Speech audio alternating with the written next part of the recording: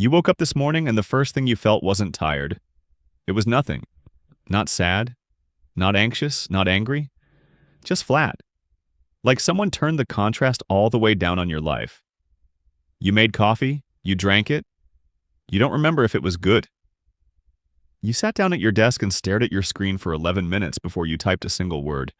And if someone asked you right now, "Are you okay?" You'd say, "Yeah, just tired." Because you don't have a better word for it. But what if it's not tiredness? What if the thing draining you has nothing to do with sleep and everything to do with a cycle your body started that it was never allowed to finish? In 1974, a psychologist named Herbert Freudenberger was volunteering at a free clinic on the Lower East Side of New York City. It was the kind of place that ran on idealism. Young doctors, social workers, counselors who believed they could change the world by showing up. And they did show up. Every day. 14 hours, 16, 18. The fluorescent lights never turned off. The ashtrays overflowed. The waiting room was always full. And then, one by one, the most dedicated people Freudenberger had ever met started going hollow. They still came in. They still went through the motions. But something behind their eyes had gone out.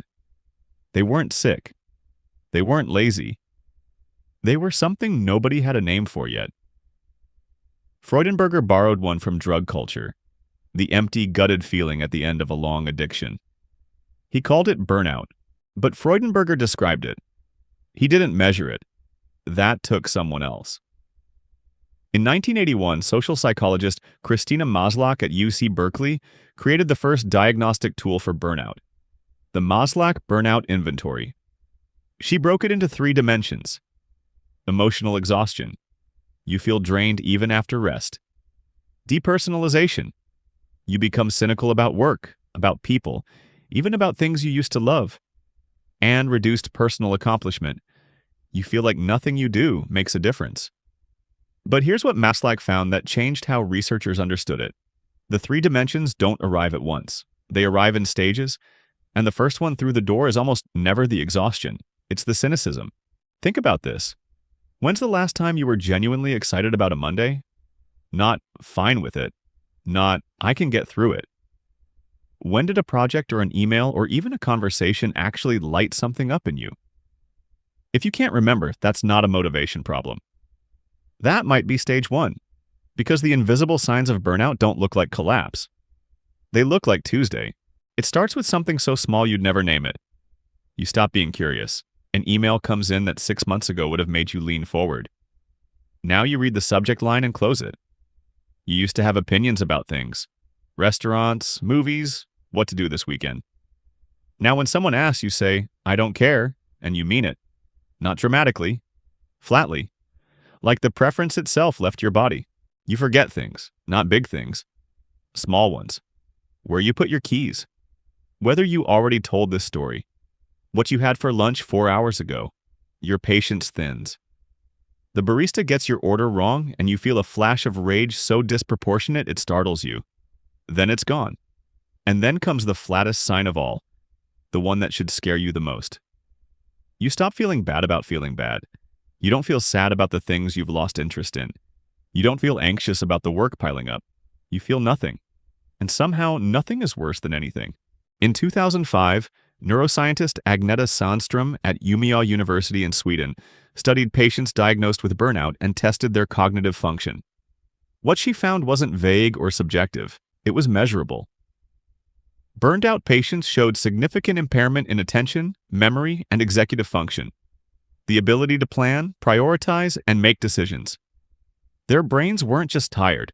They were underperforming in the same areas that light up when someone has chronic sleep deprivation. Except these patients were sleeping. They just weren't recovering. So if burnout isn't about sleep, what is it actually about? The answer came from an unexpected place. In 2019, twin sisters Amelia Nagoski, a health educator, and Amelia Nagoski, a choral conductor, published research that reframed everything. The problem, they argued, isn't stress, it's incomplete stress cycles. Here's what that means. When your ancestor spotted a lion on the savannah, their body flooded with cortisol and adrenaline. Heart rate spiked, muscles tensed, breathing shortened.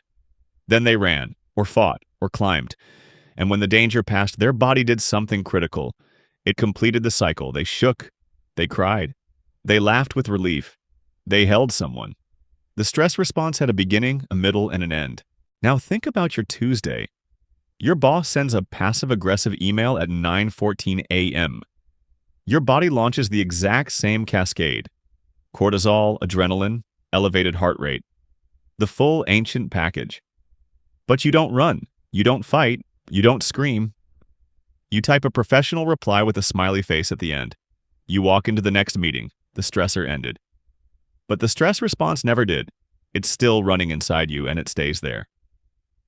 Tuesday after Tuesday after Tuesday. Your body finished nothing. Your brain kept everything. And here's where it goes from bad to structural. In 2014, neuroscientist Agneta Sandström at the Karolinska Institute in Stockholm put burned-out workers and healthy controls inside brain scanners. The images weren't subtle. The burned-out brains showed a larger, more reactive amygdala, the brain's alarm system, and a measurably thinner prefrontal cortex, the part that handles impulse control, decision-making, and emotional regulation. Burnout had physically reshaped the brain. The alarm got louder, the control room got smaller, which means that irritability you feel over nothing, the brain fog when someone asks you a simple question, the paralysis when you open your laptop and can't start, those aren't character flaws, that's architecture. Your brain remodeled itself around the threat. But here's the part that makes all of this cruel. The people most vulnerable to burnout aren't the ones who don't care. They're the ones who care the most. Freudenberger saw it in 1974. Maslach confirmed it in every study since. Burnout doesn't target the clock watcher who leaves at 5 and doesn't think about work until 9. It targets the person who stays late, who says yes, who replies to the email at 11 p.m. because they genuinely want to do a good job. The system doesn't burn out the people who game it. It burns out the people who believe in it. It targets you because you gave a damn. So what do you actually do? The instinct is to rest, take a vacation, sleep more, and rest helps. But if rest alone could fix burnout, you would have fixed it the last time you took a long weekend and still came back feeling hollow. The Nagoski's research points to something more specific. You have to complete the cycle, not end the stressor. Complete the stress response. That means physical movement, laughter, crying, a long exhale, a 6-second kiss, creative expression, anything that tells your nervous system, the threat passed, you survived. Stand down. It sounds almost absurdly simple, but the cycle isn't intellectual, it's physiological. Your body doesn't care about your to-do list. It cares about whether the lion is gone. So that flatness you felt this morning, that moment where you made coffee and couldn't remember if it was good, where you stared at your screen and nothing came, that wasn't laziness. It wasn't a bad attitude. It wasn't something a productivity hack can fix. It was your body, running stress responses that never ended, wearing down a brain that was never designed for this, sending you signal after signal that something needs to finish. The signal was always there. You were just trained to call it something else. You called it just tired.